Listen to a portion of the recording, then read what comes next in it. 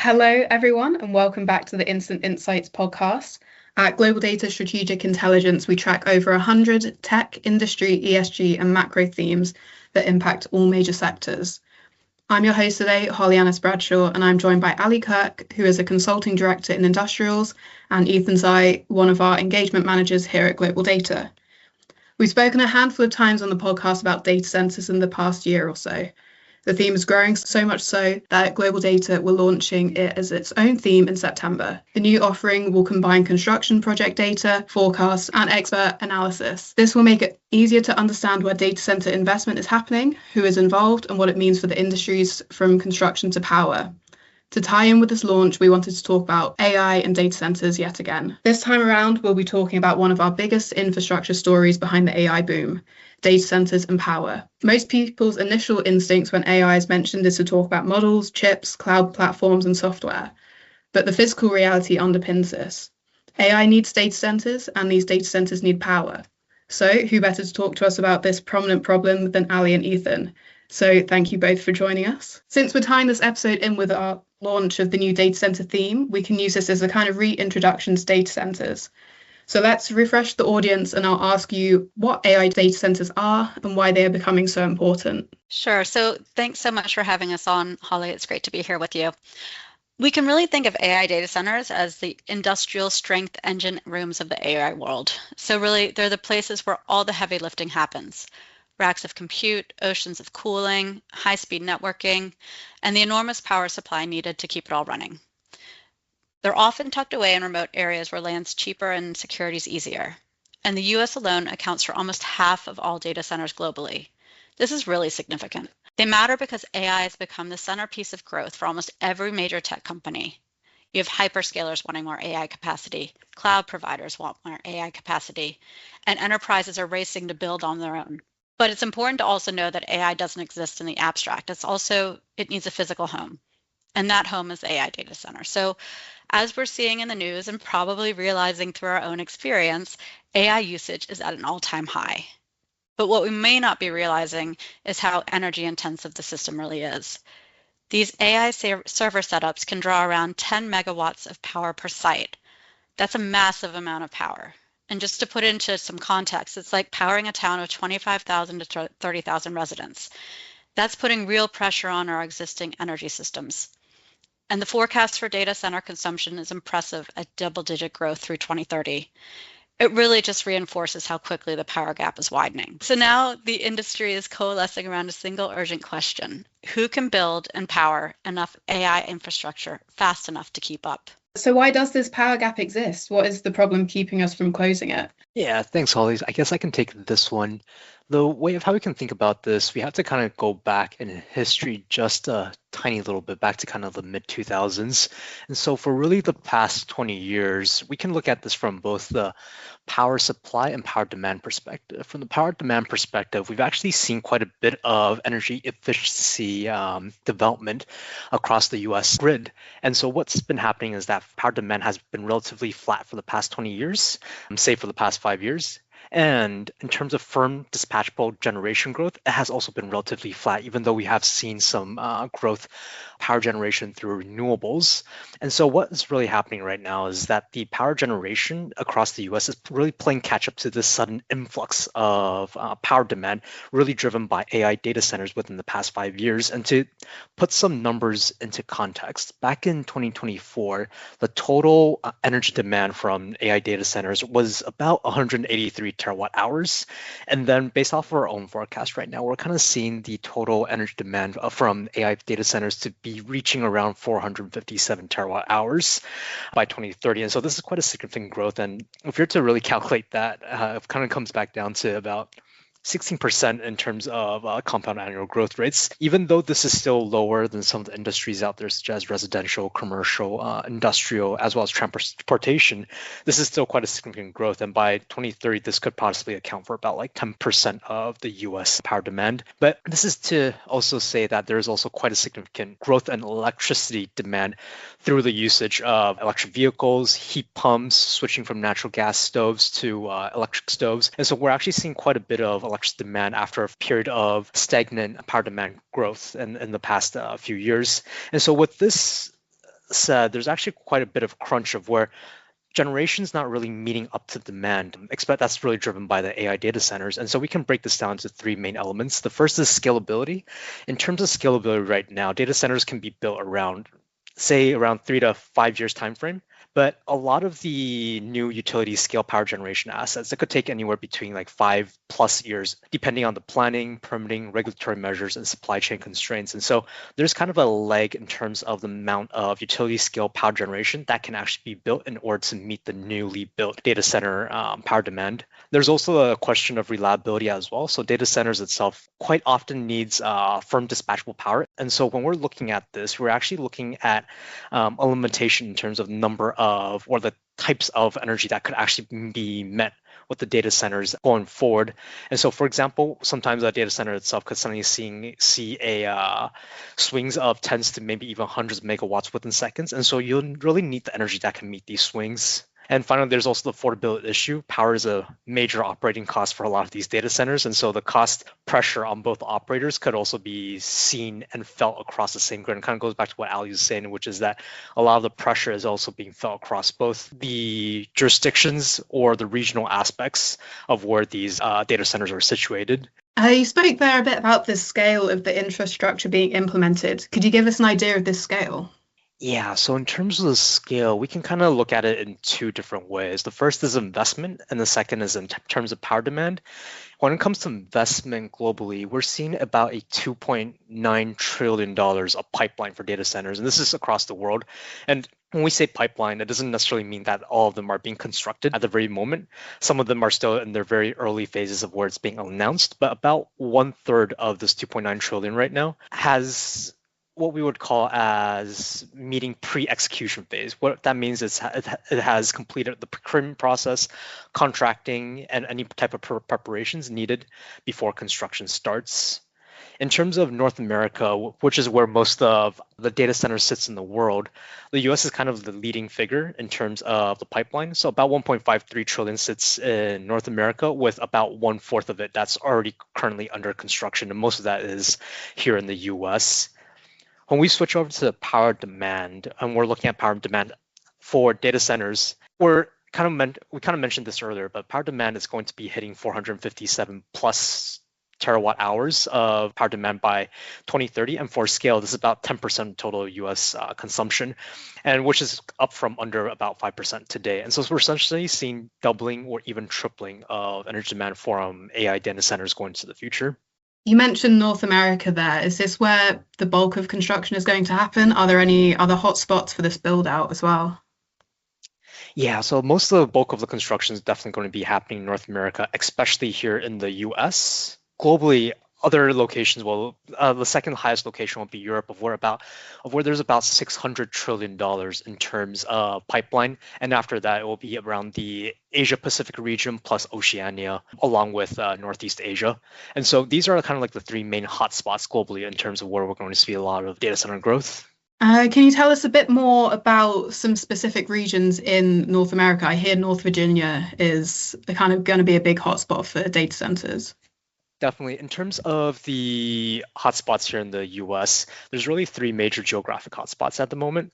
The first one is PJM. Traditionally, it's been called the Data Center Alley. And most of this is due to its strong fiber connectivity, mature data center ecosystems. A lot of hyperscaler has been in development in this region for the past decades. And so this has really become the natural hub of where data center has been situated over the past few years. And with AI data centers, even more power is actually needed in this area. And so we're actually starting to see a little bit of challenge within PJM of where there's a lot of NIMBYism due to land use, grid pressures, water shortages, and even environmental impact on some of the local communities. And so while PJM itself is one of like the main gold standard or almost a hotspot of what a data center alley would look like, it's really kind of starting to feel a lot of the headwinds, especially driven by the community sentiments. And a lot of it's also driven by the fact that 53% of the grid's capacity auctions being taken by the data centers. And so data center itself is actually taking up quite a significant amount of power demand within this RTO going forward. The second major geographic hotspot would be ERCOT, and so that is based in Texas. And part of this is driven by the fact that there is cheap Permian gas, strong wind and solar, cheap land, and relatively easy regulatory measures that will lead to faster build out of data centers. But like PJM, they're also facing a little bit of a challenge right now where there's a large load interconnection request. I believe it's about 400 gigawatts.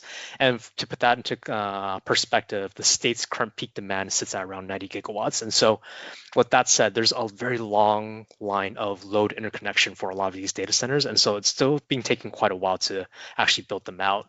But in total, ERCOT kind of leads growth in terms of the total data center build out. And there's about 60.8 gigawatts in the pipeline at the moment. And the third hotspot is really what we call the Southwest WEC, Southwest WECC. This is around Arizona, Utah, New Mexico area. And so this is kind of like the newest hotspot. Part of it is a story of spillover from California, of where land and power constraints have kind of pushed developers eastward. But this area also sees a lot of abundant wind and solar as well as land. And combined with all of this has been a new developmental hotspot for data center developers. But here we're also seeing quite a bit of challenge as well, of where there is significant water constraints here, leading to the impediment of data center developments.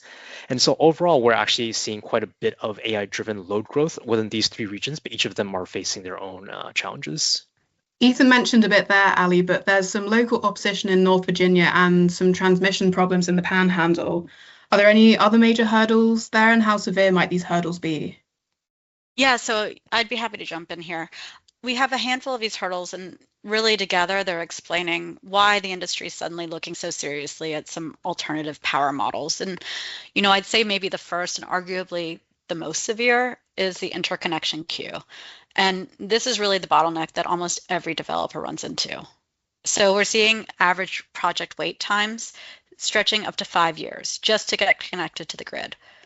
And it's striking on its own, right? But think about it. If you're an AI data center developer, this 5-year delay isn't just inconvenient. It can be commercially destabilizing. So AI demand's happening now. Customers want capacity now. And if your power connection arrives years later, the entire project timeline and investment case really just fall apart. So I'd put the interconnection delays firmly in the really very high severity category. And the second constraint, which Ethan touched on earlier, is around limited transmission capacity. Even if the power exists somewhere on the grid, that doesn't mean you can move it to the site where the AI data center is being built, right? So transmission lines can take years to permit and construct, and they're expensive. And they often face their own local pushback. So in regions where data centers cluster, this becomes another high severity issue. The third hurdle I'd mention, and this is really one that seems to be gaining momentum, and it's something that Ethan touched on earlier, is around the local opposition. So we're seeing communities increasingly asking the question, why are we hosting these massive facilities if they're taking up land and they consume power, create noise, and don't always generate large numbers of permanent jobs? Today, 2/3 of Americans oppose data centers being built on their communities. But there is a nuance here.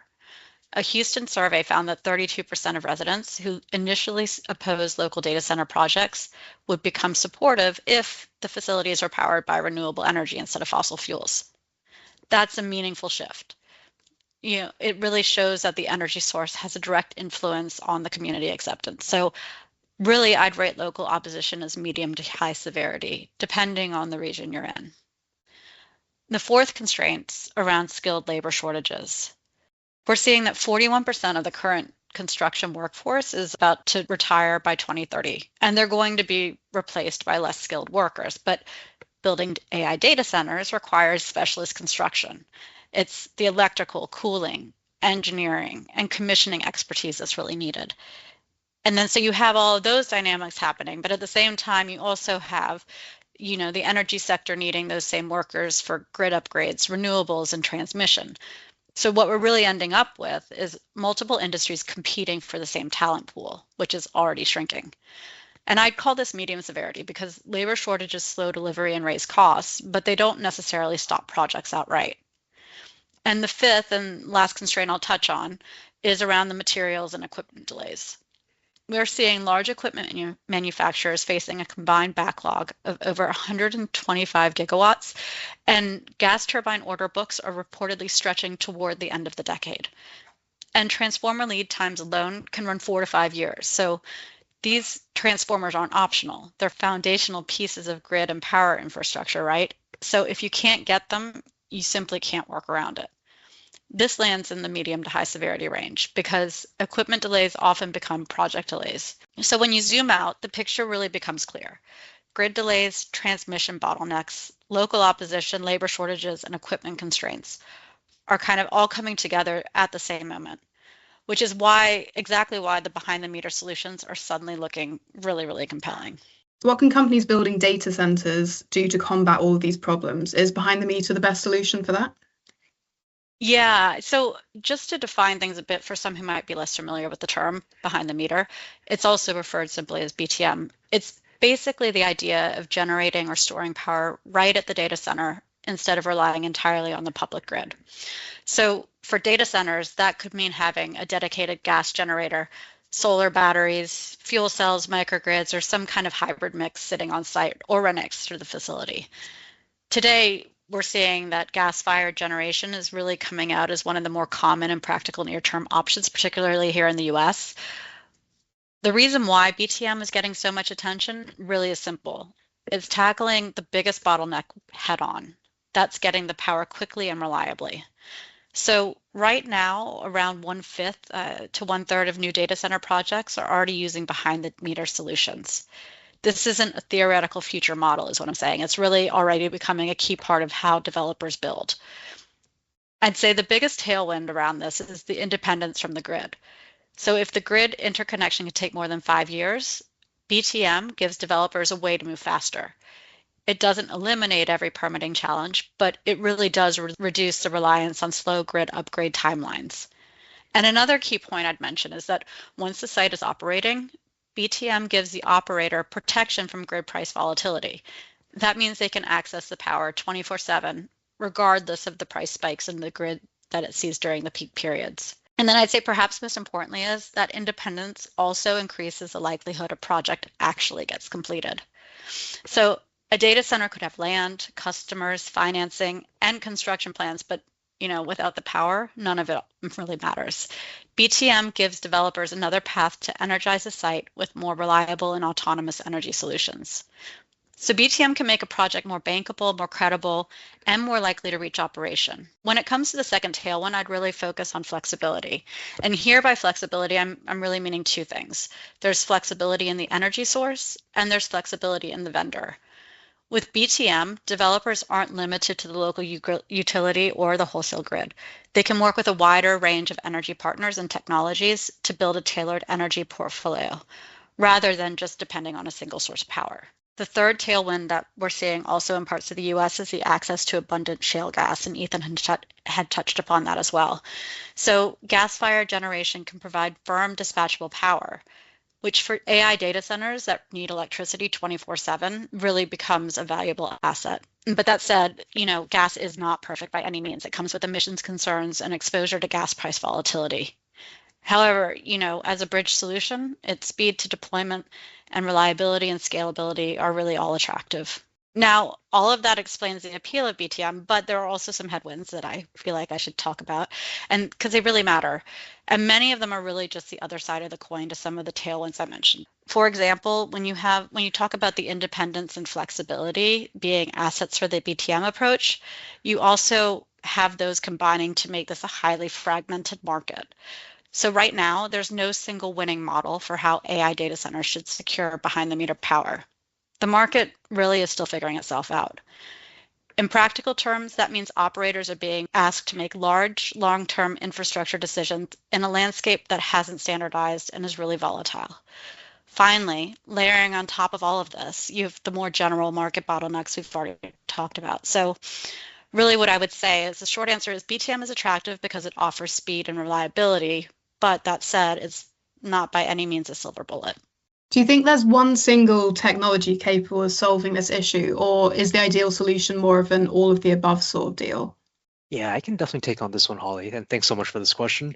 I would say that there's really no panacea to this power gap crisis that we're facing going forward into the future.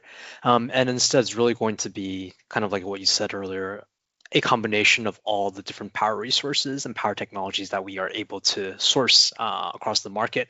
And so going down the list, we do have an idea of how some of these are able to work with one another in order to provide the solutions that a lot of these data centers need. And so when we take a look at gas, for example, gas itself is a very reliable resource. It is firm and dispatchable, kind of meeting the AI data centers needs and profile. And in general, it has like a higher security need of where here in the US, we do produce quite a significant amount of natural gas, and that itself will meet a lot of the power demand for these AI data centers. But the real issue for gas here is that while it is very mature technology with the firm and dispatchable qualities that data centers do need, the development at a utility scale level is generally quite significantly slower, especially considering the fact that these days we're actually seeing a significant backlog for gas turbines of 5+ years. And so when we combine the backlog 5+ years with long construction timelines along with the planning phase, a lot of these gas power plants won't actually be coming online until 5+ years from now, and that itself won't necessarily meet the sudden increase of power demand from AI data centers. And so gas itself is a great option to meeting the load profile of the data centers, but then when it comes to scalability and when it comes to the speed of what can come to market, that itself is facing a little bit of headwind. Now, if we look at solar and onshore wind, these two technologies have been great in terms of cost, but the biggest and on top of the cost, they are also great in terms of meeting decarbonization goals for a lot of these data centers. But the greatest challenge for solar and onshore wind by itself is the question of intermittency. And so, as the age-long story goes, you can only produce electricity through solar when the sun is shining, and you can only produce electricity through onshore wind when the wind is blowing. And so with AI data centers, they generally need firm dispatchable power, as we mentioned earlier. And so the battery storage is heavily needed in order for solar and onshore winds to work, especially at a behind the meter level for these AI data centers. So that kind of brings us to battery storage, which is that it is one of the key technologies to really help facilitate a lot of these AI data centers. They are very quick in terms of dispatchability, meeting the load growth for data centers. But one of the key greatest challenge right now for battery storage is that most of the value chain is based through China. So combined with the FIAC, or the Foreign Entity of Concern, which requires U.S. clean energy projects to ensure that components are free from prohibitive foreign entities in order to maintain eligibility for foreign tax credits, we're starting to see a build out of this constraint when it comes to battery storage that's being built out here in the US. In terms of the next technology, we're looking at nuclear. And so nuclear is interesting of what we're actually seeing like a redevelopment and reinterest, like a growing interest of nuclear again after a period of where nuclear itself has kind of faded away within like the prime in the context of power generation. We're now seeing more developments related to small modular reactors. This is mostly through companies such as NuScale, and also we're also seeing the revival of nuclear power plants as well, such as, for example, Constellation Energy right now is reviving Unit 1 of 3 Mile Island. And so that is kind of expected to be seen restarting next year. And finally, there's one more technology that's kind of along the horizon, which is called geothermal. And geothermal itself is, even though it's geographically constrained, the levelized cost of electricity of geothermal has been gradually declining over the years. And we're seeing companies such as Fervo, which IPO'd very recently, just earlier this year, really starting to take the market and going from pilot projects into actual projects that are able to be added to the grid. And so throughout all of these, it's not like a panacea, as I was saying earlier. It's a really combination approach of different energy resources in order to meet the growing power demand of the US. Great, thank you. So with everything we've discussed here, and we've discussed a lot from power gaps to infrastructure scalability, thought we could use this last question as a kind of summary. So how's the market reacting to everything that we've discussed? Yeah, so the market is actually reacting very quickly right now. And I think the clear sign is that energy is no longer like a background procurement issue. It's very much a forefront for a lot of these data centers because they recognize that power itself is very much needed in order for it to function properly, right? And so some of the ways of how the market has reacted is, number one, there has been a lot of merger and acquisition activities over the past year. One great example is Constellation Energy's acquisition of Calpine, which closed in January earlier of this year. I think that's about a $26 billion transaction deal. And we're right now also seeing NextEra's $67 billion bid for Dominion Energy, and that's moving fast. And if it does pass through the regulatory hurdles in the coming months, then that'll probably be one of the largest deals that is happening within the energy company space as a whole. And so through a lot of these M&A deals, we're really just seeing expansion of portfolios in order to meet the growing power demand across the US. The second market reaction kind of goes back to behind the meter, which Ali touched on earlier. And we're starting to see that a lot of the AI data centers are starting to explore behind the meter solutions, whether it is on-site gas turbines, on-site renewable energy such as solar plus battery, or maybe even behind the meter solutions such as diesel generators. These are all solutions that are starting and slowly to become more of strategic approaches by a lot of these AI data centers. And finally, we're also seeing a significant increase in investments into new generation technologies such as geothermal and SMR. And it'll be interesting to see how these technologies kind of take off over the next few years as they meet the growing demand of power across the country. Well, thank you both for those instant insights. To find out more about our Global Data Report and the upcoming data center launch, there are links in the description below. And for us in Strategic Intelligence, we'll see you next time.